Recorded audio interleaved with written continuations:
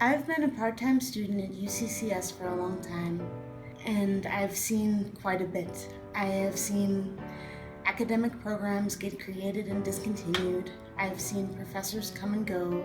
I've seen bus routes change. I've seen a lot, and it's too much to boil down, really, but I can try. My best and worst experiences with faculty have all come down to whether or not they were willing to be brave, be brutally honest, to see me as an individual, and to think outside the box when necessary. Those who weren't, well, they overcompensated. It includes professors who put me in the same category as another student with a similar disability in my class, even though the two of us had completely different diagnoses and situations.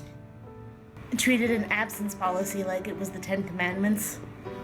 Expected me to comment exclusively on the disabled perspective. Thought because they had sustained a temporary injury that they knew everything about people with disabilities, or worse, me in particular. Tried way too hard, like getting down on their knees or asking to get down on their knees to talk to me. Granted, to me that is a respectful gesture, but it's very intimate in my book.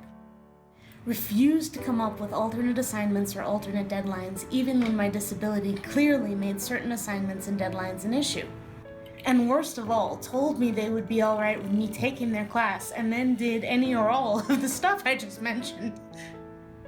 I dropped all those classes, by the way. But I've had professors that I loved, too. You know, the kind that you write 20-page papers for out of your own free will because you want to impress them, those? For those professors were the ones who threw the absence policy to the wind when I caught severe pneumonia, essentially letting me take the class via correspondence, and I came out of there with a B+.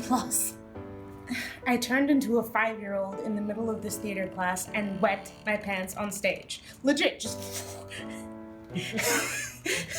So my professor, in the interest of everybody's noses, let me turn in written assignments instead of performances after that. Bought me ice cream after watching me fight through test anxiety. Now, ice cream is not required, but if somebody is really freaking out, flattery will get you everywhere. So I take the bus to school every day, and it's this long, miserable, at least 45-minute ride that usually ends with me taking a nap. But this one professor figured out that we had the same bus ride to school and turned my afternoon nap into unofficial office hours. Gave me a hug when I was having a really bad day. Discussed disability issues with me openly, but in private, because he was looking at my disability as a problem that we could both brainstorm and get around, and not me as a defective student. I made it out of all of those classes with B's or A's, and I wrote 15 to 20-page papers out of my own free will, out of assignments that were supposed to be short. When professors are nice to me, I want to impress them. What can I say? Cynthia wrote the following story about an art class she took in childhood.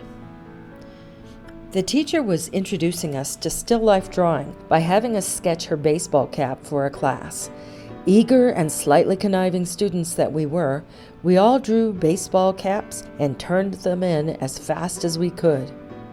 "I should fail you all," she told us when she looked at them, "but I'm going to give you another chance to complete your assignment tomorrow." "Why?" we protested. "We drew you a baseball cap like you said." "No," she corrected us.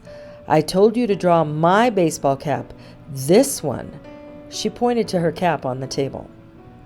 "You all gave me generic drawings of what you think a baseball cap, any baseball cap, should look like. None of you drew my cap." And so we were introduced to the concept of paradigms.